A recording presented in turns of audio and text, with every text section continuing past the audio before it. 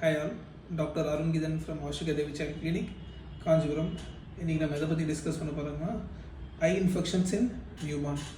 குழந்தைங்களுக்கு ஐ இன்ஃபெக்ஷன்ஸ் கொஞ்சம் காமன் தான். எதனால் வருதுன்னு பார்த்தீங்கன்னா மதர் கிட்ட இன்ஃபெக்ஷன்ஸ் வரலாம், இல்லை நம்ம ஹேண்ட்ஸில் புவர் ஹைஜீனால் பேபிஸ் வரலாம். அண்டு சம்டைம்ஸ் சில இடத்துல குழந்தைங்களுக்கு ஐயில் மை வைக்கிறது, வேறு ஏதாச்சும் அதர் சப்ஸ்டன்ஸ் வைக்கும் போது ஐ இன்ஃபெக்ஷன்ஸ் வரலாம். ஸோ ஐ இன்ஃபெக்ஷன் வராமல் பார்த்துக்கிறதுக்கு குழந்தைக்கு நீங்கள் ஐ கேர் கொடுக்கணும். ஸோ எப்படி ஐ கேர் கொடுக்கணும்னு சொல்லிட்டு சொல்லி கொடுக்குறேன். ஸோ க்ளீனான காட்டன் இல்லை காஸ் எடுத்துக்கோங்க, டிப்ட் இன் ஹாட் வாட்டர் நல்லா கம்ப்ரெஸ் பண்ணிவிட்டு இன்னர்லேருந்து அவுட்டர் ஒரு வைப் பண்ணி டிஸ்போஸ் பண்ணுங்க.